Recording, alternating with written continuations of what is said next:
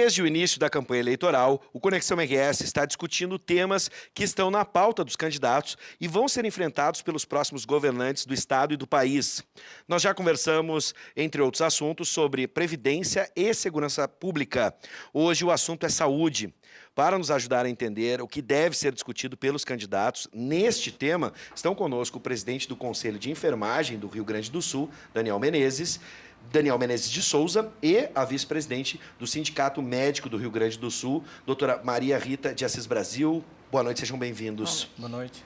Bom, vamos lá, a gente está tentando, claro, são diferentes perspectivas, aqui a gente sempre propõe um debate, você aí de casa pode participar pelo 99588-2374, mande mensagem de texto pelo WhatsApp, apenas mensagem de texto. Bom, vamos começar pelo SUS. Eu acho que é uma das principais preocupações da população brasileira. O SUS está enfrentando uma das piores crises da história. O problema é apenas financeiro ou a gestão dos recursos é mal feita? Falta dinheiro, esse é um ponto de discussão interessante. Falta dinheiro em investimento na saúde pública ou existe esse recurso, mas ele é mal gerido? Começo com a doutora. Eu acho que os dois. Falta dinheiro e também existem gestões insuficientes. Na realidade, nós temos o que a gente chama de cobertor curto do SUS, né? E que ele não consegue dar conta. Se, por um lado, nós temos alta tecnologia, nós temos profissionais qualificados, etc., ele, na realidade, não dá conta dessa população toda que precisa ser atendida. Acrescentado do fato de hoje que muitas pessoas estão saindo dos planos de saúde quando conseguiam pagar, e o SUS é para todos os brasileiros, né? É um direito do cidadão e um dever do Estado. Então, é uma necessidade que possa ser atendido. Junto com isso, nós temos essa limitação do teto para os investimentos no SUS, o que também traz mais problemas, então, ao atendimento. Nós precisamos, né, de uma rede básica que fosse abrangente, que pegasse as doenças, as potenciais doenças no seu início, para que essas questões não se transformem, que esses problemas de saúde não se transformem em problemas graves. Então, nós precisamos de uma gestão adequada e de um financiamento adequado. Daniel, tua perspectiva. Eu concordo também, são as duas coisas. A falta de investimento, que hoje é representada pela Emenda Constitucional 95, que congelou os investimentos na saúde pelos próximos 20 anos, já está tendo resultados nesse primeiro ano. Então, congelar o repasse dos recursos é diminuir, né? Porque a tendência é cada vez mais precisar de tecnologias, avanços, né, para o tratamento da saúde da população, e esse desfinanciamento ele é terrível, né? Tanto para, como eu falava, para a tecnologia quanto para o pagamento realmente da força de trabalho. Então, o sucateamento hoje na redução do quadro de pessoal, né? E a má gestão com certeza também, porque hoje a gente tem exemplos concretos, né, de uma gestão equivocada. Um exemplo claro que a população agora sofreu, né, a questão da emenda constitucional para dar o subsídio para o óleo diesel. Retirou 180 milhões da saúde. Sim. Então, esse valor ele foi desviado, né, dos recursos que deveriam ser investidos no Sistema Único de Saúde. No Rio Grande do Sul, se a gente pegar aqui o Hospital Conceição, né, do qual eu sou servidor do Hospital Conceição, né, só nesse ano perdeu 2,5 milhões de reais por conta do subsídio para o óleo diesel. Então, são exemplos que a má gestão também influencia nesse desfinanciamento. Bom, e ainda em cima dessa perspectiva, por exemplo, a gente vê na campanha eleitoral um foco muito grande na área econômica, afinal de contas estamos passando por uma crise, e na questão da segurança pública que preocupa a todos.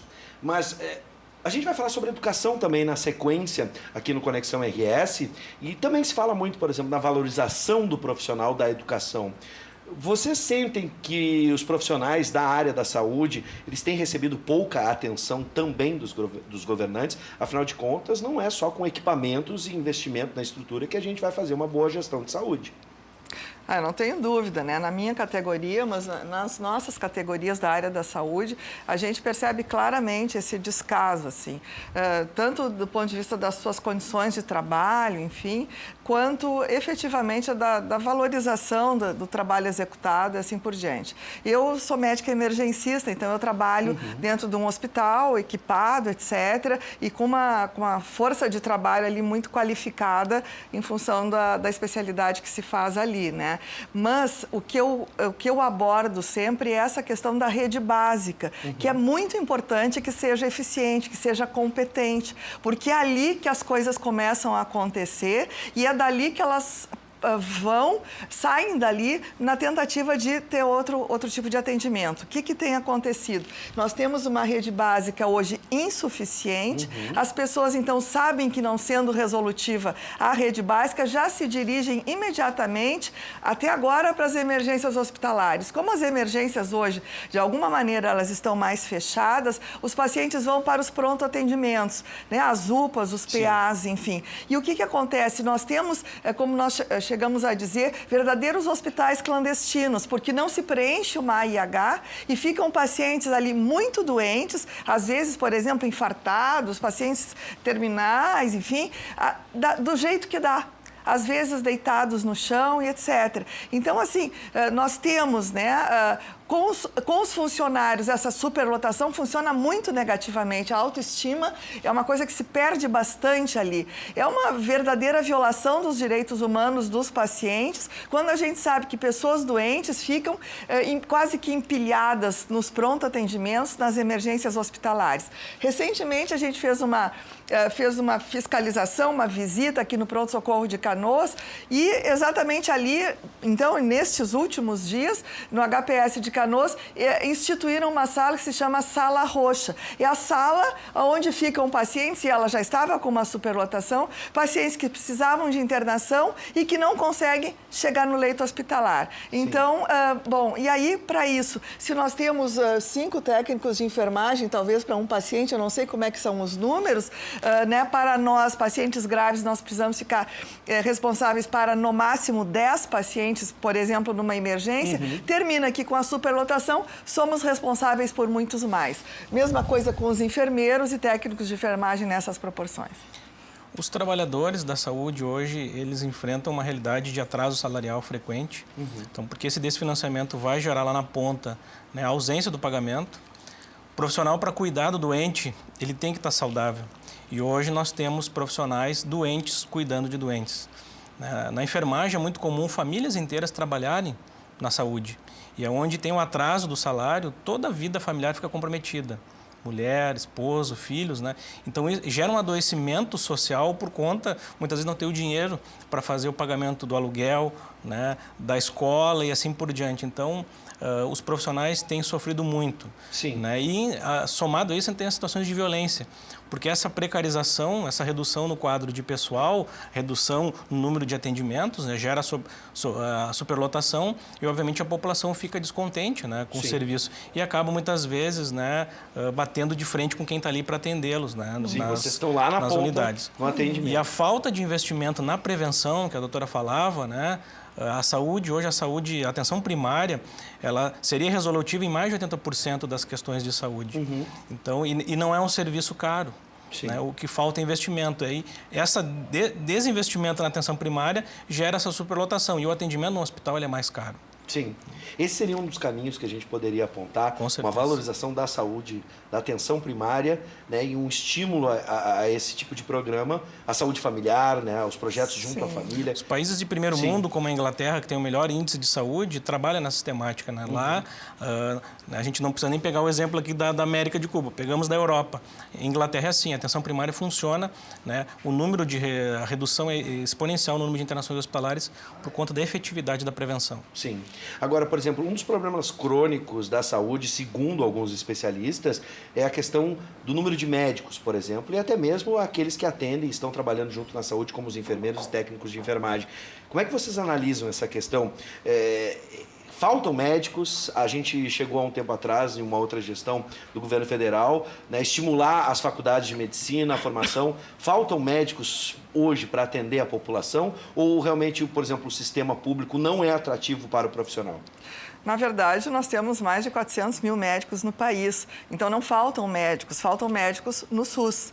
Hoje, por exemplo, nós temos sistematicamente, né, por ofício do sindicato, nós temos sistematicamente negociações nas cidades junto aos municípios, então, junto aos médicos municipários das cidades, como em Porto Alegre, como também em Canoas, São Leopoldo, enfim.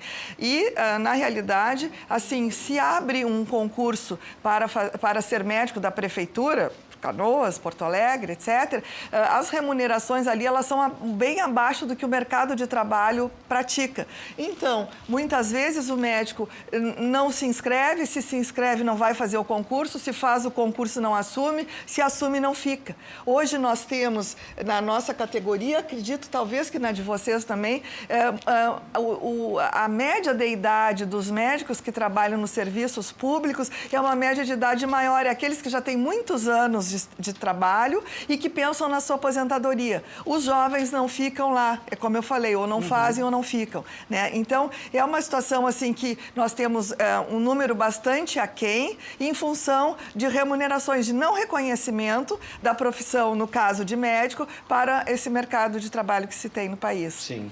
Na categoria dos enfermeiros. Na área da enfermagem também nós não temos falta de profissional. O que tem falta é vagas de trabalho, né? Hoje nós temos uma redução drástica, né, no número de empregos, né, de vagas de trabalho para a enfermagem no interior do estado, especialmente, né, pela redução, né, dos serviços, pela diminuição de leitos SUAS, né, pela diminuição dos serviços de atenção primária. Né, e o que tem também, muitas vezes, é uma distribuição muito irregular na formação. Às vezes, regiões têm poucos profissionais formados e outras têm uma oferta muito grande de formação. Sim. Mas nós temos aqui no estado 125 mil profissionais de enfermagem. Então, mais do que o suficiente para toda a demanda. Sim. Então, o que está faltando hoje são locais para trabalhar, né? O empregador precisa abrir mais vagas, né? Sim.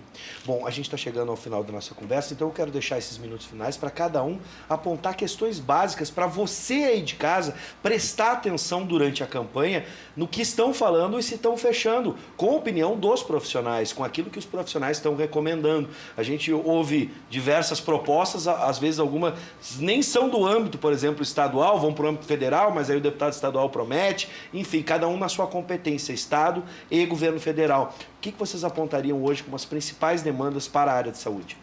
Eu até reconheço, digamos, que seja uma pauta importante essa, que via de regra todos os candidatos estão abordando, que é a questão da segurança.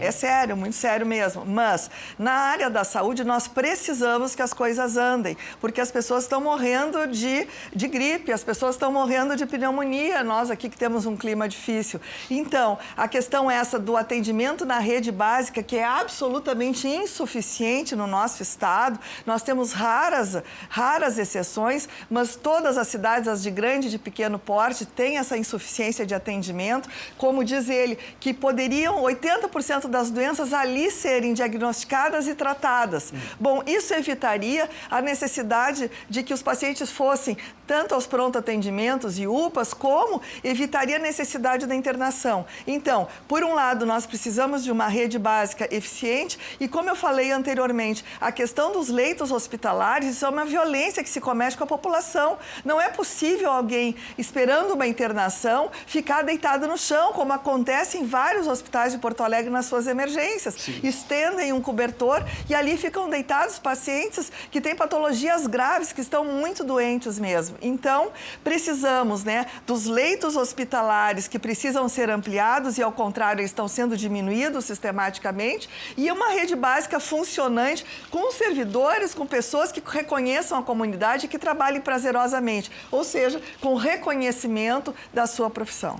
Antes de passar para o Daniel, eu quero mandar a participação, botar no ar a participação do Alberto de Charqueadas. Seja bem-vindo, Alberto, e um abraço para todo o município de Charqueadas. Ele diz o seguinte: oi, Bives, na região carbonífera só existe um hospital, o de São Jerônimo. Pessoas idosas, por exemplo, chegam para serem atendidas às 9 da noite, mas na espera só vão ser atendidas lá pelas 2 horas da manhã. Cadê o direito do idoso? A lei não pegou. Bom, lei tem um monte aqui no Brasil, agora para pegar é complicado. Nesse caso, vamos incluir, Daniel, a questão da saúde no interior do estado, né? A gente vê aquela ambulancioterapia que se chama, ali próximo à Santa Casa. Estou citando aqui um exemplo que eu vejo diariamente no centro. A gente também tem que ter um plano melhor, especialmente no Rio Grande do Sul, que tem mais de 400 municípios, né? Quase 500 municípios. Nesse momento de eleição, para o cidadão ficar muito atento, porque são poucos candidatos que estão enfrentando o debate da saúde, né? São poucas propostas. Eu coloco 2 medidas urgentes, né? Primeiro, é revisar a emenda constitucional 95. Então, presidente, senador, deputado federal, esses eleitos têm que fazer uma revisão, né, dessa emenda, porque em pouco tempo a gente vai realmente estagnar de uma forma, né, que a gente vai voltar lá para a década de 70.